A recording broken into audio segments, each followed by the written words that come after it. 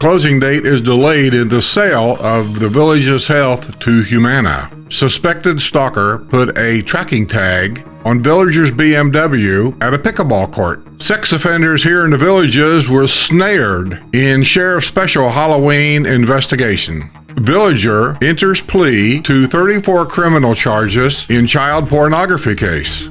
Passenger suffers a broken ankle in a golf cart rollover. A woman was sentenced to jail time after she was caught with her pants down in the villages. Letters to the editor. How many holes in ones of golf do we get this week?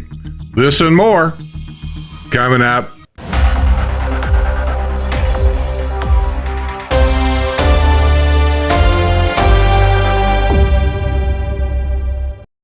Welcome everybody, and thank you for coming to this week's Villages News Updated.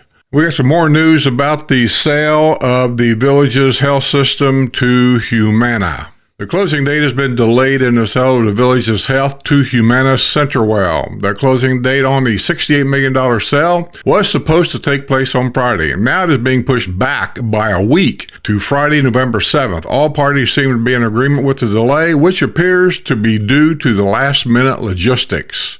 In July, the Villages Health announced that it was filing bankruptcy and blamed the bankruptcy on a mysterious $360 million Medicare coding error. The Morris family, which had ballyhooed the return of the Marcus Welby MD level of patient care more than a decade earlier, was suddenly eager to shed their once extremely profitable venture into medicine. The Villages Health dispersed approximately $183 million to the Morris family between 2022 and 2024.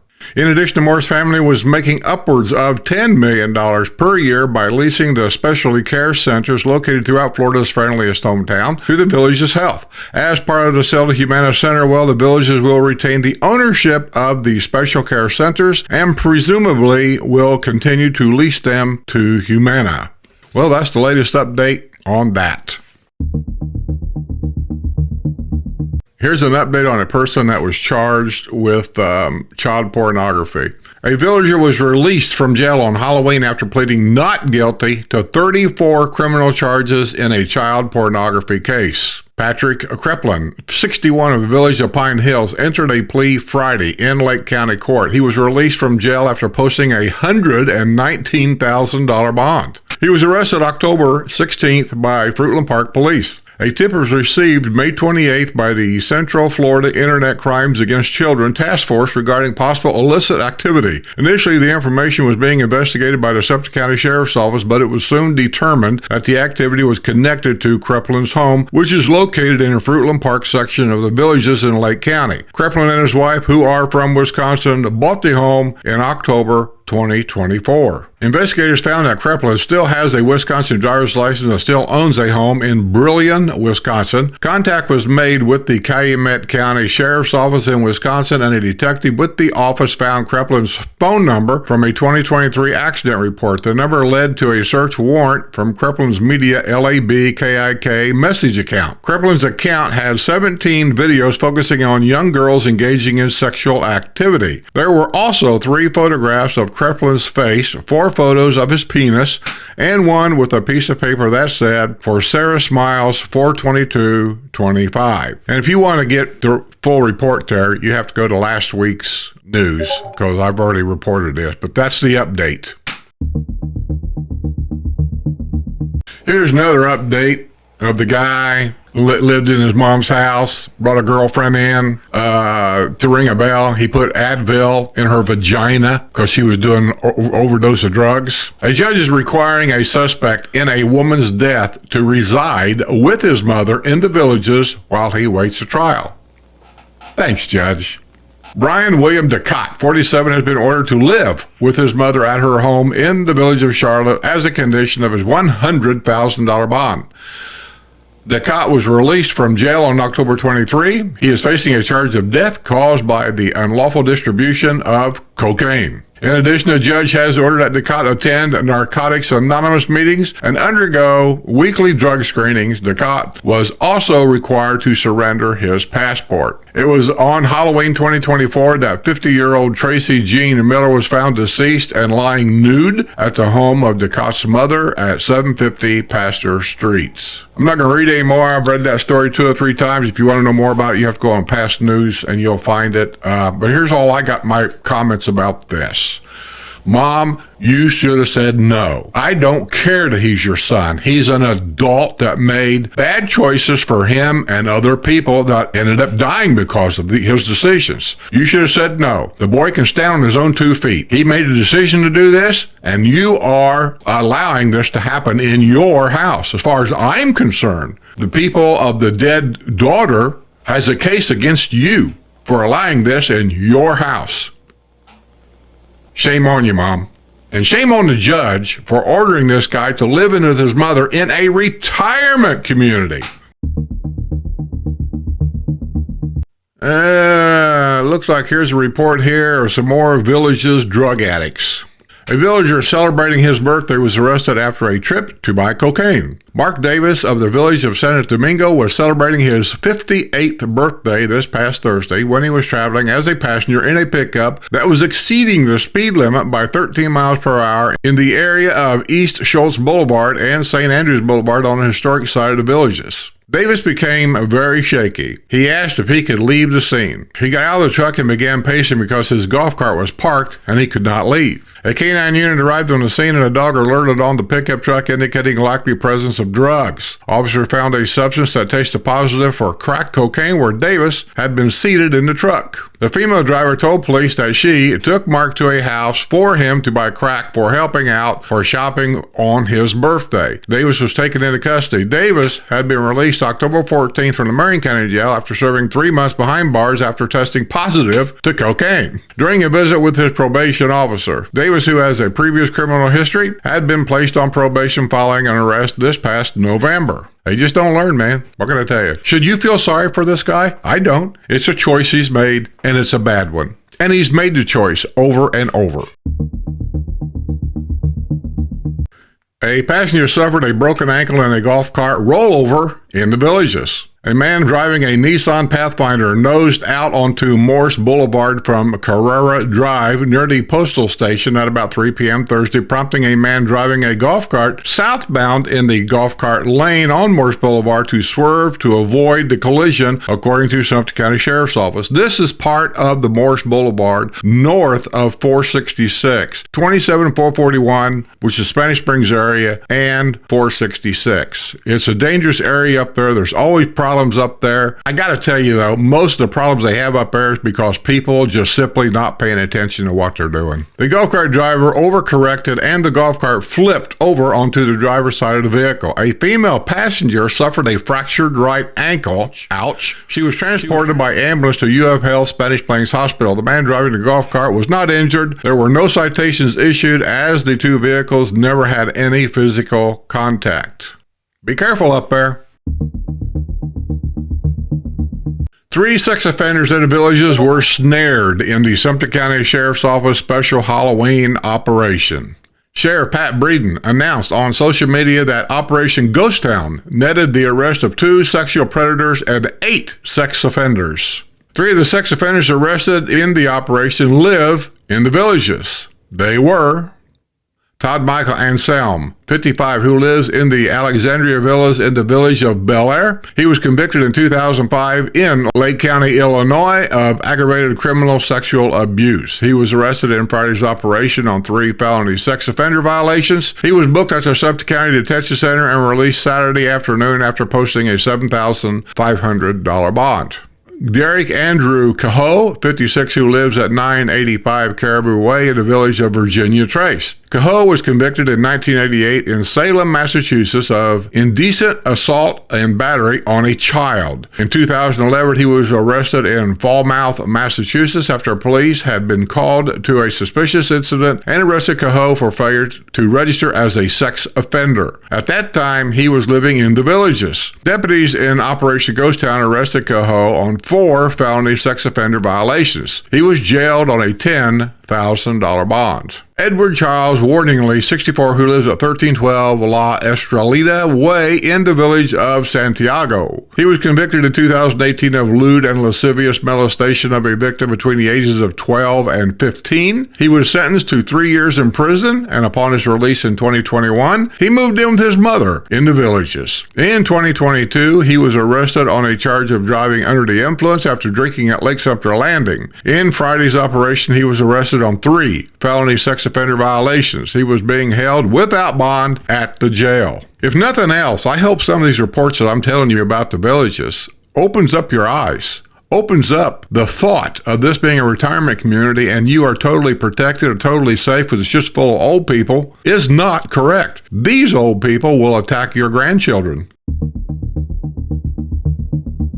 Okay, I believe this is an update on something that happened a couple months ago. I'm not sure. You'll have to go back and check. Don't take my word for this, but I believe it's the same lady. If not, it's just another nut. A woman has been sentenced to 10 days in jail after she was caught with her pants down during a pee break in the villages. Karen Annette Crook, 65, was sentenced Tuesday in Sumter County Court after pleading no contest to a charge of driving under the influence. In addition to jail time, she will lose her driver's license for 5 years, has been placed on probation for 1 year, and has been ordered to perform 80 hours of community service. A Sumter County Sheriff deputy noticed a white Jeep Cherokee parked at the entrance of the village of Bridgeport at Lake Sumter and halfway onto Buena Vista Boulevard shortly before 10 p.m. July 23, according to the arrest report. Vehicle was running and it had its lights on. The deputy spotted a white female standing up, pulling up and buttoning her shorts. She was alone and was the sole occupant of the vehicle. Crook was identified by her driver's license. She had to lean on her vehicle to maintain her balance and would sway and staggered when not leaning on the vehicle. The Kalamazoo, Michigan native agreed to take part in field sobriety exercises, but she almost fell multiple times. She provided breath samples that registered .142 and .146 blood alcohol content. A computer check revealed that Crook had been convicted of driving under the influence in 2007 in Collier County and in 2022 in Broward County. U.S. Immigration and Customs Enforcement put a hold on an unlicensed driver from Mexico who was stopped for speeding. A deputy observed 41-year-old Antonio D. Martinez of Haines City speeding in a gray Toyota Camry in Center Hill around 6:15 p.m. Tuesday, according to the arrest report from the Sumter County Sheriff's Office. Radar confirmed he was going 88 miles per hour in a 55 miles per hour zone, leading to a stop at the intersection of County Road 469 and 736. I have no idea where that is. Martinez was unable to provide any form of ID other than his name and date of birth. He claimed to have a driver's license or ID out of Washington State. However, a check of law enforcement database revealed he had never been issued a license or ID in any state. He had been in the U.S. for a few years, he can't prove that, and never been given an actual driver's license, the report said. The native of Mexico was arrested on a charge of operating a motor vehicle without a valid license. He was later found he had an out-of-county warrant as well. The native of Mexico was transported to Sumter County Detention Center where he was held without bond and ICE placed a hold on him. You know, the problem with a lot of these people that come here, and we call them illegals, and they are technically, paper-wise, are illegal, is they come here and they tell you a story. Well, I was in Washington, the state of Washington, for over 3 years. They can't prove that. It's just his word. He says, my name is, Rodriguez. We don't know that. He just says that's his name. There's no proof. Our computer system is not connected with Mexico's computer system. That has to change. If we're going to continue with this security problem and get it taken care of, we have to get Mexico together with America and somehow combine our computers to where if Americans are going down there, they can check us out, make sure we're not running from something. And if they come up here, we can check them out, make sure they're not running from something. They got to get their heads together, man, and quit banging them against the wall. An inpatient man waiting to use the bathroom was arrested after an alleged attack at Spanish Springs Town Square. Charles Anthony Gunn, 56, of Leesburg, went into a restroom at Spanish Springs at about 7:30 p.m. Tuesday when he wanted to use the restroom, according to the arrest report from the Lady Lake Police Department. The name of the restaurant was redacted from the arrest report. Gunn found that the restroom door was closed because a restaurant staffer was trying to fix a broken paper towel dispenser. Gunn banged on the door, prompting the restaurant employee to open the door and inform Gunn that more time would be required to fix the paper towel dispenser. Gunn became belligerent and began using loud and profane language. Why? The guy's just in there doing his job, just trying to fix something that somebody broke. And why are you cussing? Why are you yelling? When the restaurant employee came out of the bathroom, Gunn cornered him and poked him in the eye. Some people are just stupid. When police arrived on the scene, they found the restaurant employee had suffered a popped blood vessel and had irritation in the left eyeball. Restaurant patrons who had stepped in to break up the altercation verified his account of what had happened. An officer found Gunn standing by his green Corvette in the parking lot. The officer detected a distinct aroma of alcohol coming from Gunn. A criminal history check revealed that Gunn had been convicted in 1988 of aggravated child abuse. Gunn was arrested on a felony charge of battery. He was booked at the Lake County Jail and released after posting a $5,000 bond. Well, that 1988 charge of child abuse, I get these comments from me all the time. Hey, look, I'm just reading you the news. I don't go out and make this stuff up. I'm not sure that something that happened in 1988, I mean, that's a long time ago, really has anything to do with what's happened in this particular scene here. But what it does show, if it goes to court, that it does show the judge or maybe some other people that have something to do with his sentencing that he's prone to violence, and it dates back to 1988. That's really all it shows. A villager and his young romantic companion were arrested after a ruckus at his villa. Dean Uminski, 69, who lives in the Mariana Villas in the village of Collier, went to the Circle K at Pinellas Plaza at about 6 a.m. Thursday and contacted the Sumter County Sheriff's Office. He told deputies he had been attacked by his guest, 26-year-old Davian Jamal Samples of Port Charlotte, according to the arrest report. I know Port Charlotte very well. It's beautiful down there. Port Charlotte and Punta Gorda, Port Charlotte. One tail's on one side of the bay, and the other one's on the other side of the bay. I've been down there many times. One time we considered moving down there. I mean, it's a very nice area. Samples told deputies that he has been seeing Uminski, who retired in 2019 as a partner at Kroll LLP, a public accounting and consulting firm in Chicago. Samples had been allowed to stay for a few days at the villa that Uminski purchased for $340,000 in 2020. Samples said he and Uminski had been in a sexual relationship. He also claimed that Uminski keeps narcotics on hand at his home for sexual activities. Man, sometimes I just don't know what to say or what to think.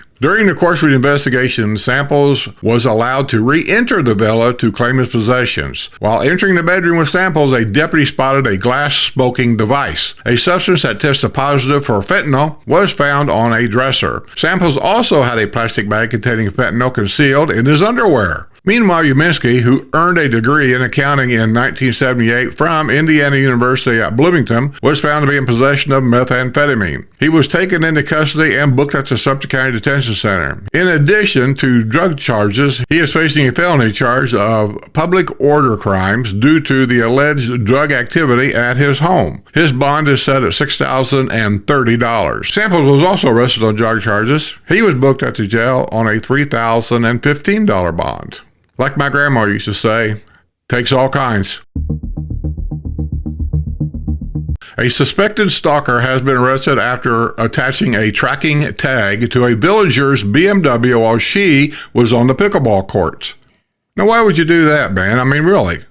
Richard Rollins, 72, of Green Key Village in Lady Lake. Green Key Village is not too far out in the country, kind of around the corner from the villages. They posted stuff online many years ago as being a 100% self-sufficient retirement community. It's all green, supposedly. The lumber's been recycled. The sidings are, I guess, recycled. Shingles are not the same shingles as we have. They're recycled or something. I'm not sure how electricity works and all that stuff over there, but that was the big draw of that village over there, being 100% green. And I don't think it's worked out well for them. So Richard Rollins is facing a felony charge of invasion of privacy in connection with an incident which occurred in September. The woman arrived at about 7:45 a.m. September 14th at the pickleball courts at Lake Meona Recreation Center and noticed that Rollins' vehicle was parked there, according to probable cause affidavit from the Sumter County Sheriff's Office. She thought it was strange to see his vehicle at the recreation center. She suspected he was following her, as he has also been caught on surveillance at her home in the Villages.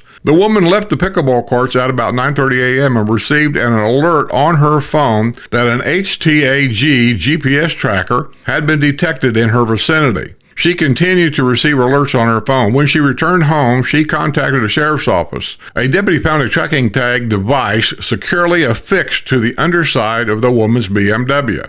A mutual acquaintance of the woman and Rollins had forwarded the woman a text that Rollins sent to him. In the text, Rollins appeared to have referenced the detection device. A deputy made multiple attempts to contact Rollins, but he did not return the deputy's calls. A warrant was issued for his arrest, and the native New Yorker turned himself in Wednesday night at the Sumter County Detention Center. He was released after posting a $500 bond. I gotta tell you, some of you guys are just plain crazy. Just plain crazy. There's just no other word for it.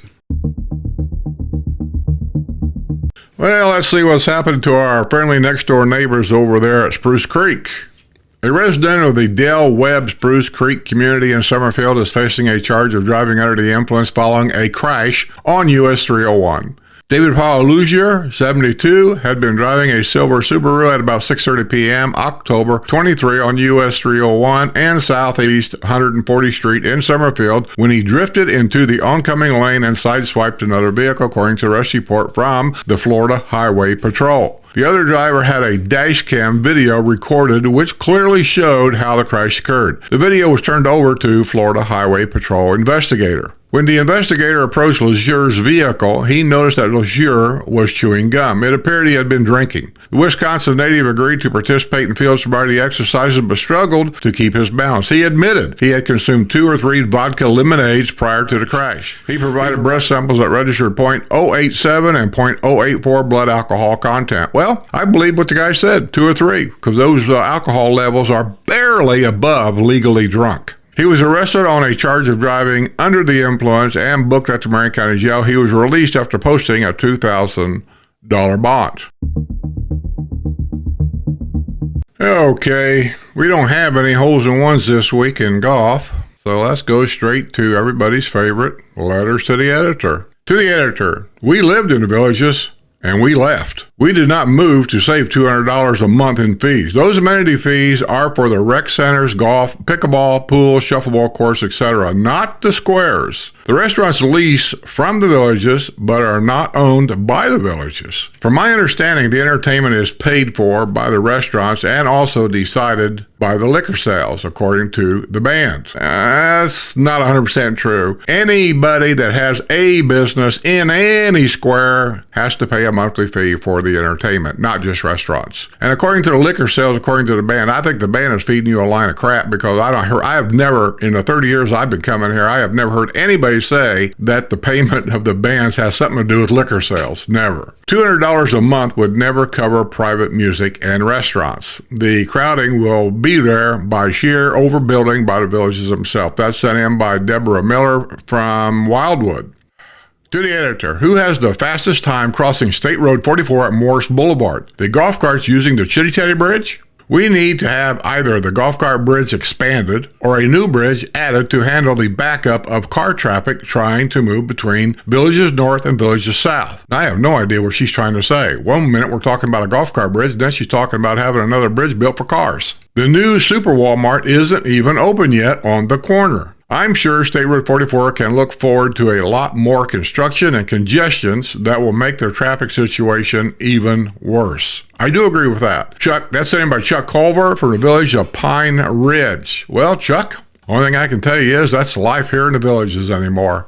Construction and building and traffic, and that's it. I mean, that's our life. Squares that are packed, drugs, child pornographers moving in. It just never ends. But welcome to Florida's friendliest hometown. Well, I think that's going to be it for this week's news. I do appreciate each and all of you for joining us every Friday at 6 o'clock for the news. If you haven't subscribed, please subscribe. If you haven't become a member yet, I'd appreciate it. You can be a YouTube member starting at $5 a month, or you can become a Patreon member, which starts at $2 a month. Becoming a Patreon member is a better deal, I think. You save $3 a month if you come in at the $2 level. You could go higher than that if you want to. With that, I will send you a Discord link, and you can become a Discord member as a member of my Patreon page, because everybody on my Discord is a Patreon member. Most of them live here, but not all do. And you can get on there and you can do all kinds of different things on my Discord that you cannot do on any other social site that I have. You can get on there if you've got a golf cart you want to sell. You can put a picture and you can talk about it on there. If you guys want to get together and go to a baseball game, you can put it on there and get together, meet somebody, and go to a game. It's just all about that. We got a special event coming up. I'm not going to say what it is because you got to be a member to know. And I'm sure we're all going to get together and it's going to be a good time. We had one a couple weeks ago, Sue's birthday party that was announced on Discord. And people that were there were all Patreon members and on Discord. I have a lot of Patreon members, but for some reason they never show up on Discord. I don't understand it. I've said it over and over and over again. You really need to be on Discord because that's where most of the action is. It's not that I don't post videos on Patreon. I do. But on Discord is where you guys can get together and do all kinds of things that you don't need me for. I don't have to approve anything on there. So anyway, be a Discord member, be a Patreon member, be a YouTube member. It helps the channel out a lot, just a lot. And I do appreciate any and all the members that are there. Try to support my sponsors if you can, because without them, I wouldn't be doing a lot of this because the sponsors pay the monthly fee and they advertise on here. They're more than welcome to make a commercial if they want. The only thing is the commercials, if you make a commercial and want me to put it on the video, I can do that for you. I'm talking to sponsors only right now. But just know, because Patreon, I try to keep it commercial free because that's what they pay for. I keep it commercial free on my YouTube members because that's what they pay for. But I can put your commercial on the news when it shows up on the YouTube channel on Friday. I will put it with them. So with that being said, if you want to sponsor any of my channels, send me an email, G1RUMP2Y, and I'll send you an email right back and explain to you exactly how that's done. I have come up with a very simple, very cheap way for you to advertise your business or what it is you do, and we can put it on there. So with that being said, I just want to say I hope you have a great day. The weather down here in Florida has changed this last week. It's cooled off quite a bit. The humidity's way down. I personally like that. I think most people do.